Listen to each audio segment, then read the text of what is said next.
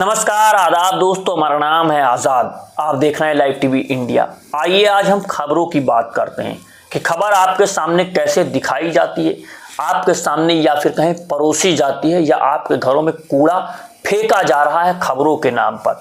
किस तरह से खबर को घुमा दिया जाता है, टाइटल क्या दिया जाता है। कई बार लोग सिर्फ टाइटल पढ़ते हैं और निकल जाते हैं, पूरी खबर नहीं पढ़ते हैं। टाइटल को कैसे घुमाया जाता है मीडिया में, और मीडिया में कैसे आपके एक विचार को बदलने की कोशिश की जा रही है। आप देखिए, सबसे पहले आप यह टाइटल देखिए जिसमें लिखा हुआ है राहुल गांधी के दावों की सहयोगी मुस्लिम पार्टी संसद में ही हवा निकाल दी, बोले हमारे यहां एकदम निष्पक्ष चुनाव हो रहे हैं। अब देखिए इसको फ्रेम कैसे किया गया है, इसकी फ्रेमिंग को समझिए। अब आप एक बार पढ़ेंगे तो आप साफ तौर से कहेंगे, देखिए राहुल गांधी वोट चोरी की बात कर रहे हैं। राहुल गांधी कह रहे हैं कि वोट चोर गद्दी छोड़ और चोरी के आधार पर सरकार बनाई गई है। देश के प्रधानमंत्री नरेंद्र मोदी यशस्वी प्रधानमंत्री नहीं, वो सिर्फ चुनकर के आए हैं चोरी के माध्यम से। उसके साथ चुनाव आयोग की मिलीभगत है, चुनाव आयोग उनको बार बार जिताता चला जा रहा है। इन सारी चीजों को एक चीज में आप फ्रेम करके देख लेंगे, क्योंकि कह दिया गया है कि मुसलमान सांसद ने ये कह दिया है कि हमारे यहां तो 24 वाला चुनाव एकदम निष्पक्ष हुआ है।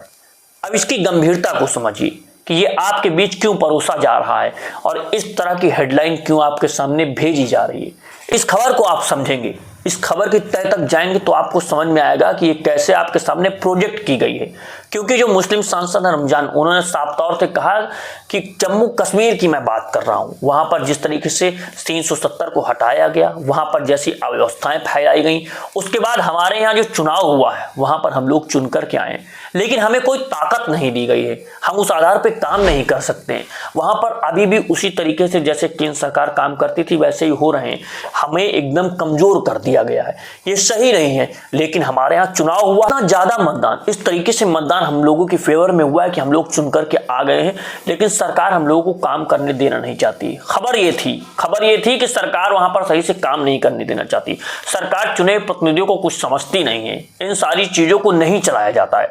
चलाया क्या जाता है कि राहुल गांधी के समर्थक पार्टियां, मुसलमान सांसद, विधायक कह रहे हैं कि वहां पर कोई चोरी नहीं हुई है, निष्पक्ष चुनाव हुए हैं।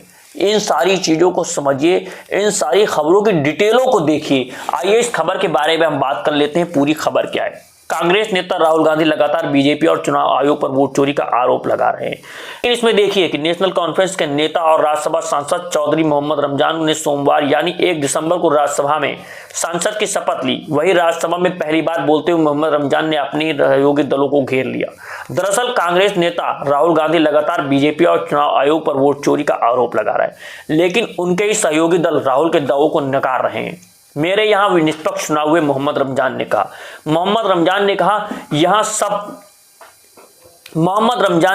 यहाँ पर सब लोगों ने कहा कि चुनाव निष्पक्ष हो रहे हैं। मैं अपने राज्य की बात करना चाहता हूं, ज्यादा दूर नहीं जाऊंगा। इस बात पर आप गौर कीजिएगा, मैं अपनी राज्य की बात करना चाहूंगा, ज्यादा दूर नहीं जाऊंगा। अक्टूबर 2024 में मेरे वहां पर चुनाव हुए और सबसे अधिक निष्पक्ष चुनाव हुए। चुनाव के बाद जम्मू कश्मीर में एक सरकार बनी जिसका नेतृत्व मुख्यमंत्री उमर अब्दुल्ला कर रहे हैं। हमारे साथ जो सहयोगी हैं वह कांग्रेस के लोग हैं और निर्दलीय हैं। जम्मू कश्मीर में हमारी 2/3 बहुमत की सरकार है। हालांकि मोहम्मद रमजान ने मोदी सरकार को निशाना साधा। उन्होंने कहा कि जम्मू कश्मीर की नई सरकार का गठन तो हो गया, लेकिन इसे स्वतंत्र रूप से काम करने की अनुमति नहीं दी जा रही है। मोहम्मद रमजान ने कहा कि हमारी सरकार के पास कुछ ही नहीं है, बल्कि सारी शक्ति उपराज्यपाल के पास है और आदेश वहीं से आते हैं। देखिए कि एक राज्यसभा का सांसद जो चुन करके आते हैं वो साफ तौर से कह रहे हैं कि निष्पक्ष चुनाव तो हुए। वो निष्पक्ष चुनाव इसलिए कह पा रहे हैं क्योंकि वहां पर उनको पूर्ण बहुमत मिल चुका है, वो वहां पर सत्ता में आकर के बैठ चुके हैं। लेकिन आप इस मुद्दे को लेकर के सिर्फ ये नहीं कह सकते हैं कि राहुल गांधी जो आरोप लगा रहे हैं वो निराधार हैं, उनके साथ लोग खड़े ही नहीं है। क्योंकि राहुल गांधी ने जिस तरह से प्रेस कॉन्फ्रेंस की, जिस तरह की रिपोर्ट प्रस्तुत की है, वो बहुत बड़ा सवाल खड़ा करते हैं। हमारे यहाँ गाँवों में, देहातों में कहावत कही जाती है कि बिना आग लगे धुआं तो नहीं उठता। जब धुआं उठा है तो इसका मतलब है आग तो कहीं ना कहीं लगी ही होगी। ये सत्य है। इसी आधार पे आप देखिए कि अगर चुनाव आयोग के खिलाफ इतने बड़े सबूत प्रस्तुत किए गए तो क्यों चुनाव आयोग अपनी सारी डिजिटल फॉर्म में वोटर लिस्ट नहीं दे सकते हैं? क्यों बिहार में जो SIR के माध्यम से वोटों को डिलीट किया गया उनकी जानकारी नहीं देना चाहते हैं? क्यों CCTV देने में नकारते हैं? क्यों कहते हैं कि हम इस तरह की प्राइवेसी चीजें नहीं दे सकते हैं? आपने देखा होगा कि किस तरीके से BLO जो डांस कर रहे हैं उनका वीडियो चुनाव आयोग साझा करता है।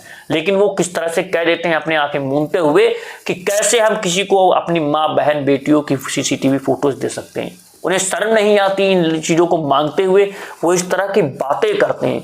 लेकिन फिर उन्हीं बहू बेटियों माओ का वीडियो कैसे आप साझा कर सकते हैं एक्स पर? कैसे आप लिख सकते हैं कि देखिए स्ट्रेस रिलीफ हो रहा है? क्या अब उनकी इज्जत, उनकी मर्यादा, उनको आप तार तार नहीं कर रहे हैं?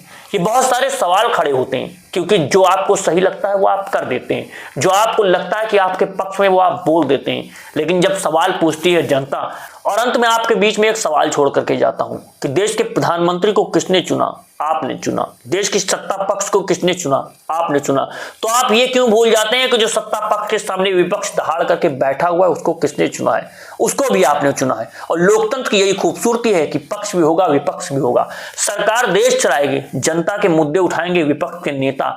आप सोचिए कि अगर आप विपक्ष के नेताओं की सारी बातों को नकार देंगे, उनको पूरी तरीके से नजरअंदाज कर देंगे और आप कहेंगे कि ये तो गलत मुद्दों को उठा रहे हैं, तो यानी जनता के मुद्दे जनता उठवाना ही नहीं चाहती। जनता के मुद्दों पर बात करना ही नहीं चाहती है, क्योंकि विपक्ष का काम यही है कि वो जनता के मुद्दों को लोकसभा के भीतर उठाए, सड़कों पर आकर के उठाए। और अगर जनता ही उस विपक्ष को नकार देना चाहती है तो फिर कैसे लोकतंत्र बचेगा? और लोकतंत्र की जो परिसंकल्पना गढ़ी गई थी वो कैसे पूर्ण होगी? ये हमें और आपको सोचना होगा, क्योंकि हमारे और आपके वोट के अधिकार से ही मतदान होता है और उसी आधार पर लोकतंत्र को पूर्ण किया जाता है। दोस्तों, अगर आप चाहते हैं कि इस तरह के वीडियो, इस तरह के मुद्दे हम आप तक पहुंचाते रहें, आपको सही खबर आसान भाषा में समझाते रहें, तो लाइव टीवी इंडिया को सब्सक्राइब कीजिए, वीडियो को ज्यादा से ज्यादा शेयर कीजिए। मिलता हूं आपसे अगली वीडियो में। अभी के लिए नमस्कार, जय हिंद, जय भारत, जय संविधान।